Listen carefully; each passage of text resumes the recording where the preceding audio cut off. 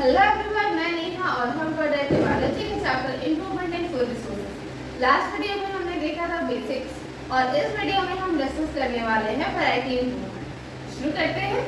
So crop variety improvement में crop को आपको यहाँ पर करना है वैरायटी इम्प्रूवमेंट।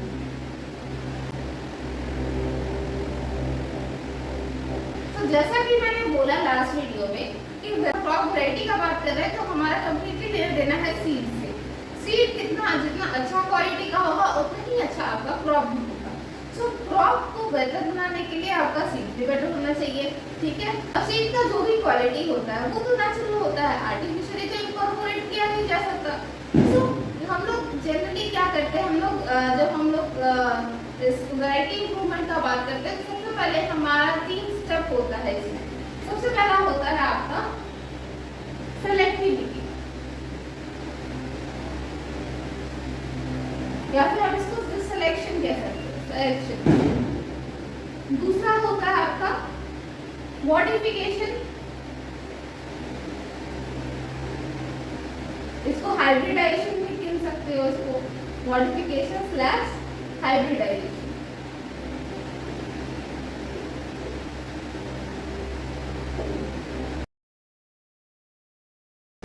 तीसरा होता है इवैल्यूएशन।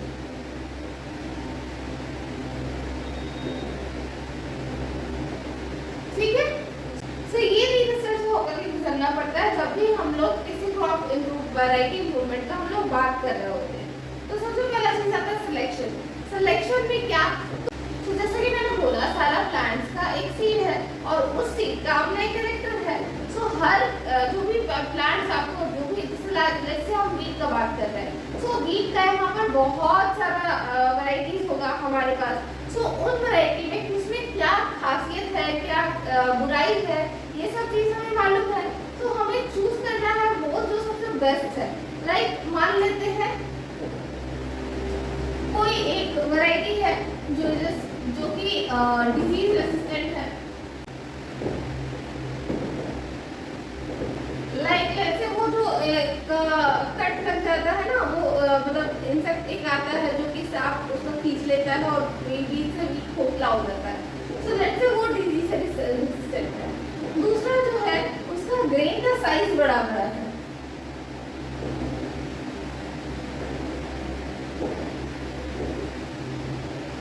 तीसरा जो है उसका टेस्ट बहुत अच्छा है, बेकिंग क्वालिटी बढ़िया है इसका।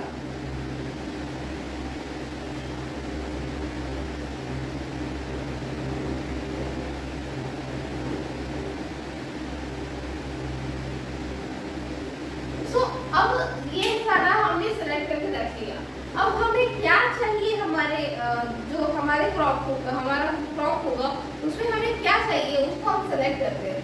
इसमें ऐसा बहुत सारा वैरायटी होगा, सबका अपना अपना खासियत होगा, एक लंबा चौड़ा लिस्ट हो जाएगा। अब हमें कैसा चाहिए, कैसा क्रॉप चाहिए, उस बेसिस पे हम सेलेक्ट करेंगे कि किसको क्रॉस करवाना है। अब बात करते हैं हाइब्रिडाइजेशन क्या होता है। सो हाइब्रिडाइजेशन क्या होता है कि जो दो डिसिमिलर, मतलब अगर हम दो प्लांट्स को लिए हैं जो कि एक जैसा नहीं है और उन दोनों का क्रॉस करवा रहे हैं, क्रॉस करवाना यानी कि रिप्रोडक्शन उन लोगों का होगा। आर्टिफिशियल हाइब्रिडाइजेशन होता है जिसमें मतलब उसका पॉलन लेकर के उसके एक दूसरे के स्टिग्मा पर टेस्ट किया जाता है। इससे क्या होगा, फर्टिलाइजेशन होगा, फर्टिलाइजेशन के बाद नया एक बीज तैयार होगा और वही तो हमें चाहिए था।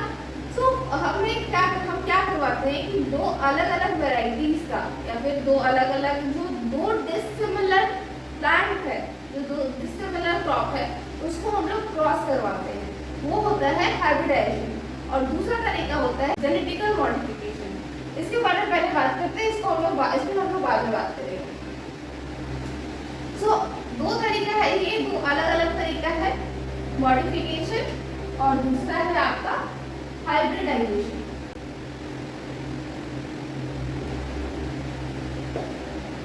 सो मॉडिफिकेशन में आप एक वर्ड ऐड कर दो, जेनेटिकल मॉडिफिकेशन। इसके बारे में आप हायर क्लासेस में अच्छे से पढ़ोगे। हम बस बता देते हैं इतना कि इसमें क्या करते हैं। जैसे कि मान लो एक प्लांट है जो ऑलरेडी जिसमें लार्ज ग्रेन साइज है, उसमें हमें ये मिलाना है ग्रेट ब्रीडिंग क्वालिटी। तो हम दोनों को स्टडी करेंगे। पहले तो इसको स्टडी करेंगे कि इसमें ऐसा कौन सा अलग चीज़ है, मतलब जैसा कि हमने पढ़ाया था सेल के चैप्टर में कि जो भी आपका क्वालिटी होता है वो आपका डिसाइड होता है क्रोमोसोम से, उसमें भी स्पेसिफिकली डीएनए से, डीएनए में भी स्पेसिफिकली जीन से, उत्तर जीन में नहीं जाते हैं, लेट्स से डीएनए से। अब उस हम देखें कि कौन सा डीएनए पार्ट अलग है जिसके कारण ये हो रहा है, ग्रेड ब्रेकिंग क्वालिटी आ रहा है, और उस डीएनए का पार्टिकल को हम लोग काट छाट करके लगा देंगे ब्रेन साइड से, इसके डीएनए के साथ ऐड कर देंगे। अब इससे क्या होगा कि इसका क्वालिटी इसमें आ जाएगा। So this is genetically modification. ये जस्ट एग्जांपल है। इसका अदर एग्जांपल्स है जैसे कि जैसे कि एक है बीटी कॉटन या फिर बीटी ब्रिंजल जो है वो आपका नीमाटोड से रेसिस्टेंट रहता है, तो उसमें हम लोग डिजीज रेसिस्टेंट का जीन हमने डाल रखा है, तो आपको कोई हार्म नहीं करता है, वो बस नीमाटोड्स को हार्म करता है। सो इसका एग्जांपल देती हूँ बीटी ब्रिंजल।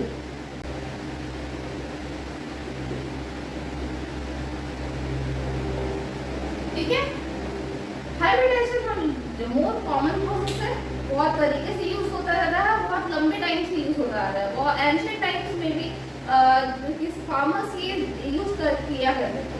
अभी हम लोग इसको अलग से क्यों पढ़ रहे हैं, क्योंकि हम लोग इसको लार्ज स्केल पे करते हैं और 1 2 3 क्रॉस करने के बाद हमें ये भी चेक करना होता है कि क्या उसका क्वालिटी मेंटेन है या नहीं। तो अलग अलग तरीके से चेक करते हैं और अलग अलग तरीके से ये देखते हैं कि बेस्ट क्वालिटी क्या आ रहा है, उस बेसिस पे वो जो ब्रेन होता है वो अवेलेबल होता है मार्केट में। सो हाइब्रिडाइजेशन अभी हम लोग लार्ज प्रोसेस पे कर रहे हैं, इसलिए इसको हम लोग को पढ़ना हो रहा है अलग से, अदरवाइज ये बहुत ही एंशिएंट प्रोसेस है, बहुत लंबे टाइम से फार्मर्स यूज करते आ रहे हैं।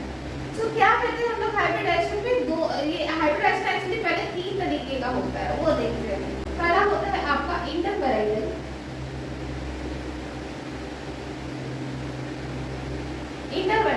दूसरा होता है आपका इंटर स्पेसिफिक, और तीसरा होता है इंटरजेनेरिक।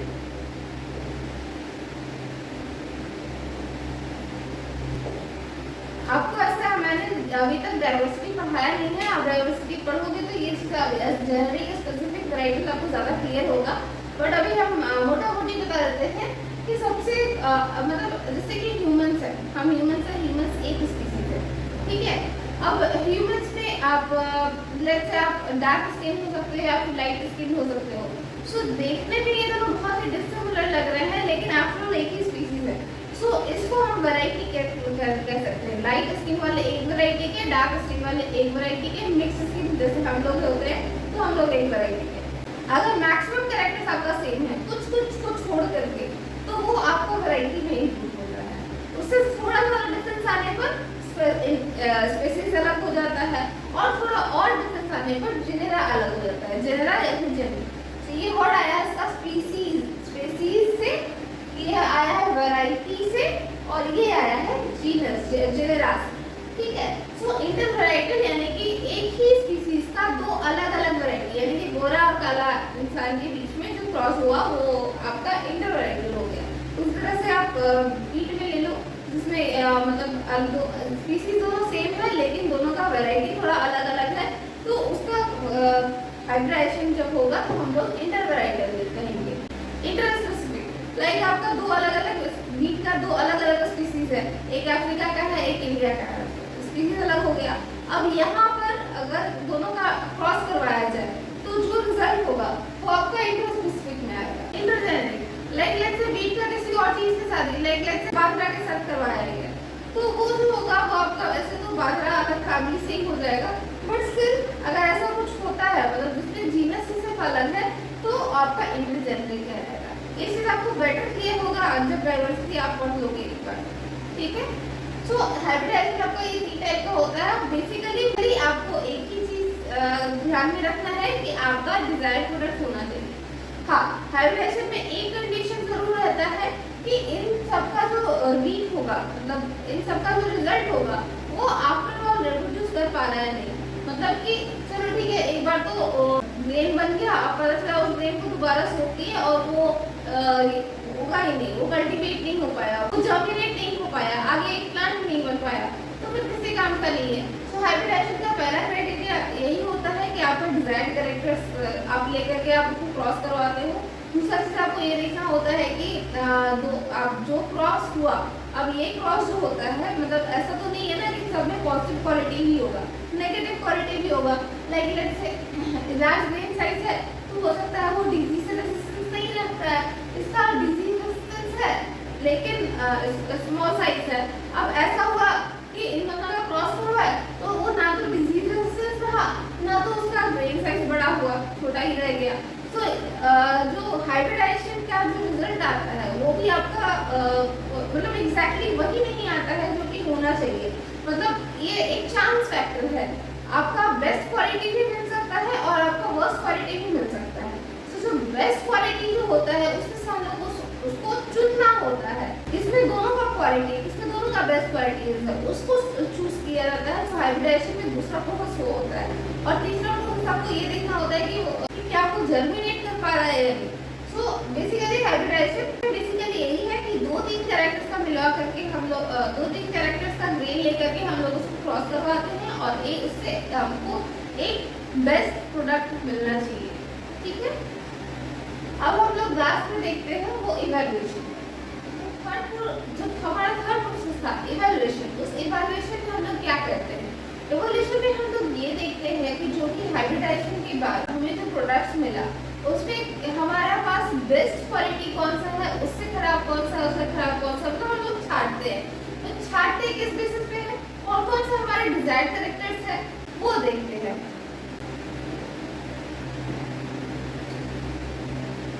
पहला है आपका आता है हायर यील्ड।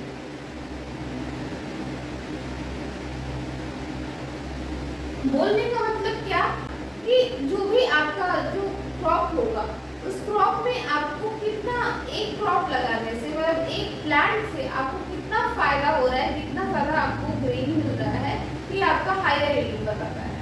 मतलब कि जैसे मान लो एक प्लांट है, अब एक प्लांट पर आपका 5 ग्रेन भी हो सकता है और उसी एक प्लांट पर 10, 20, 30, 50 तक हो सकता है। अब एक में 5 हो रहा है, एक में 50 हो रहा है, आप किसको प्रेफर करोगे? ऑब्वियसली अगर एक पौधा लगाने से आपको 5 मिल रहा है तो 10 पौधा लगाने के बाद आपको उतना मिलेगा जितना उसका एक पौधे से मिल रहा है। सो आप वो उस वाले को 50 वाले को क्यों नहीं पिक करोगे? सो हायर यील्ड बोलने का मतलब कि एक पौधा आपको कितना ज्यादा ग्रेन दे रहा है, दैट इज हायर यील्ड। सो सबसे पहला प्रेफरेंस इसी का जाता है कि सबसे ज्यादा यील्ड कौन दे रहा है। दूसरा प्रेफरेंस आपका जाता है इम्प्रूव क्वालिटी पे।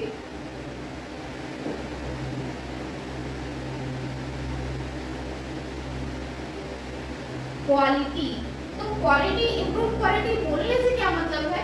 बोलने का मतलब ये कि किसका क्वालिटी बेटर है। अब क्वालिटी का मतलब क्या होता है?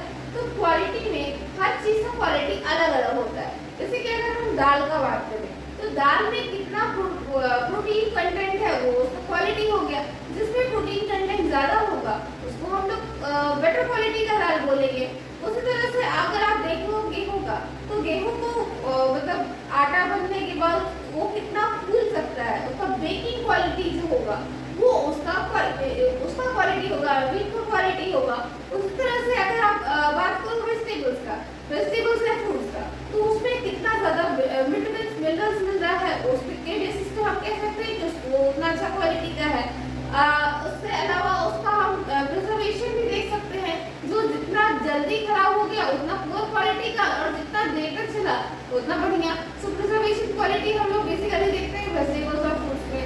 अगर आप देखो बात करो इसका ऑयल का, तो आपको भी पता होगा राइस ब्रांड ऑयल और ये सोयाबीन ऑयल में कौन सा बेटर है। ऑयल क्वालिटी कैसा है, कितना उसमें विटामिन मिनरल्स है, क्या क्या न्यूट्रिएंट्स मिल रहा है, उसके बेसिस पर हम लोग क्वालिटी डिसाइड करते हैं। और जिसका बढ़िया क्वालिटी वो उतना अच्छा ठीक है। अब नेक्स्ट जो हमारा जाता है वो हम लोग देखते हैं बायोटिक एंड एबायोटिक रेजिस्टेंस।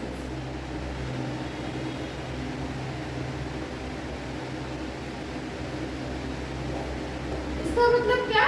तो बायोटिक मतलब लिविंग रेजिस्टेंस और एबायोटिक नॉन लिविंग रेजिस्टेंस। इतना तो पता है ना आपको, biotic living, abiotic non living. Non milk में हमें क्या क्या रेजिस्टेंस चाहिए? तो जैसे कि क्या होता है कि लगातार आपका एक ही लैंड पर बार बार कल्टीवेट करते रहने से उसका न्यूट्रिएंट घट जाता है और उसको सैलिनिटी बढ़ जाता है। सो अगर उस जिसका हाई सैलिनिटी हो गया है, जिस सॉइल में सैलिनिटी हाई हो गया है, अगर उसका कोई रेसिस्टेंट क्रॉप है जो सैलिनिटी होने के बावजूद उसमें उग सके, तो वो आपका एबायोटिक रेसिस्टेंस में आ जाएगा। उसके अलावा पानी तो हर किसी का अवेलेबल नहीं होता है, तो अगर पानी की कमी के बाद भी अगर वो रह सके, जिंदा रह सके कोई प्लांट, तो वो भी एबायोटिक रेसिस्टेंस में आ जाएगा। बायोटिक रेसिस्टेंस में क्या आएगा? तो जो डिजीज रेजिस्टेंस है, जितना भी डिजीज होता है, जैसे कि आपका फंगल डिजीज जो होता है, तो अगर वो फंगस ग्रो नहीं कर पा रहा है तभी तो वो फंगल रेजिस्टेंस हुआ ना। अगर कोई इंसेक्ट उस पर शक नहीं कर पा रहा है, कोई क्रॉप को बर्बाद नहीं कर पा रहा है वो कोई इंसेक्ट, तो उस इंसेक्ट से वो रेजिस्टेंट है क्रॉप, तो उसी तरह से जितना रेजिस्टेंस होगा एबायोटिक फैक्टर्स और एबायोटिक फैक्टर्स से, उतना अच्छा आपका क्रॉप होगा। सेम होता है आपका थर्ड क्वालिटी जो देखा जाता है। फोर्थ में आपका आता है मैच्योरिटी ड्यूरेशन।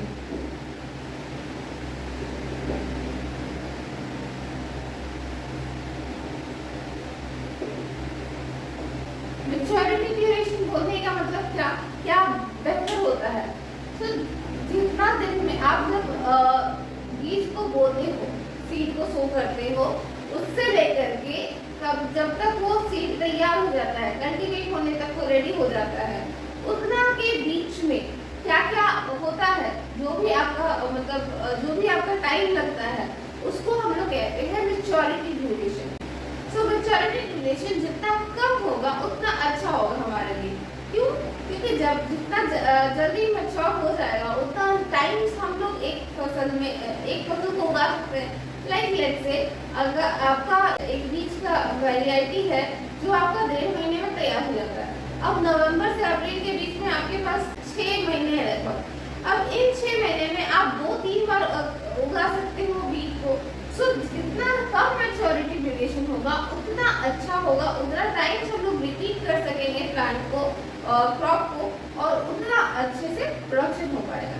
ठीक है, तो मैच्योरिटी ड्यूरेशन कम होना चाहिए। नेक्स्ट हमारे पास आता है वाइडर अडैप्टेबिलिटी।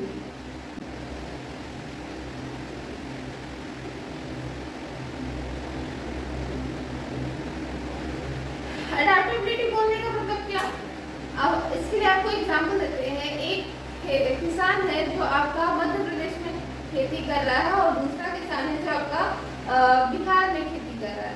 अब क्या मध्य प्रदेश में जो क्लाइमेट होता है, जो रेनफॉल होता है, जो कंडीशन होता है, क्लाइमेटिक कंडीशन, सॉइल कंडीशन, क्या वही कंडीशन एग्जैक्टली आपको बिहार में मिलेगा? नहीं मिलेगा। अगर आप दूसरा स्टेट चेंज करो, तेलंगाना में मध्य प्रदेश से भी अलग होगा, बिहार से भी अलग होगा, वेस्ट बंगाल, दोनों मतलब तीनों से ही अलग होगा। सो कितना भी आप ले लो, जितना जगह ले लो, हर जगह का अलग अलग क्लाइमेटिक कंडीशन होता है, अलग अलग सॉइल कंडीशन होता है, और जो हर सॉइल कंडीशन और हर क्लाइमेटिक कंडीशन में अपना रिजल्ट दे सके, वही तो बेस्ट क्रॉप होगा ना। जितना अच्छा उसका अडैप्टेबिलिटी होगा उतना वो सुटेबल ग्रेड होगा। ठीक है, लास्ट है हमारा अदर एग्रोनॉमिक कैरेक्टर्स।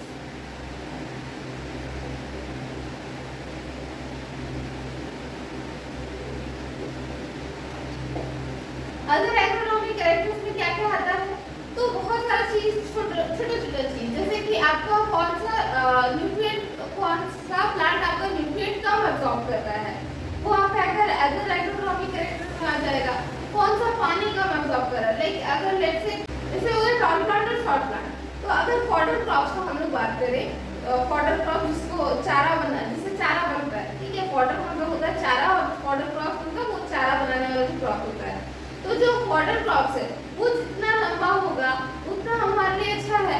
वहीं आपका ग्रेन वाला जो क्रॉप है, ठीक है, सीरियल क्रॉप्स, वो जितना छोटा होगा, जितना छोटा में जितना ज्यादा ये रिजल्ट देते उतना बढ़िया है हमारे लिए।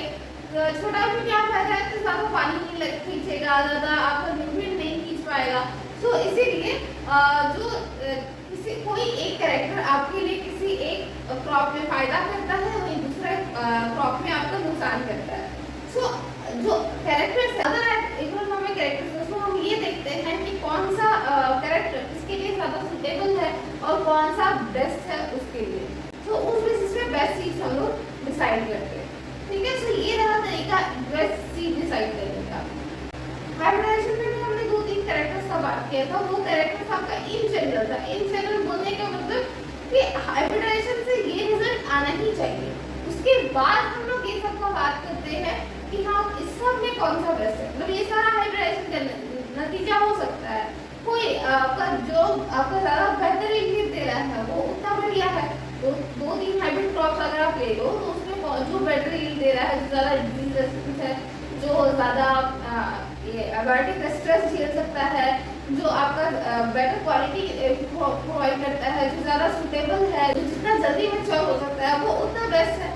तो जो भी बेस्ट ये जो इवैल्यूएशन का जो तरीका है इससे हम लोग बेस्ट क्रॉप यूज कर सकते हैं आउट ऑफ हाइब्रिड जितना भी सीड्स हुआ है उससे। ठीक है, तो आज के लिए बस इतना ही। आज हमने देखा क्रॉप वैरायटी इंप्रूवमेंट पर, और नेक्स्ट वीडियो में हम बात करेंगे क्रॉप प्रोडक्शन इंप्रूवमेंट। अगर आपको ये वीडियो पसंद आया तो इसे लाइक करें, कमेंट करें, अपने फ्रेंड्स के बीच में शेयर करें और हमारे चैनल को सब्सक्राइब करें। और अगर आपको इसमें कोई डाउट रह गया तो आप वो भी कमेंट कर सकते हैं। मिलते हैं नेक्स्ट वीडियो में। Thank you.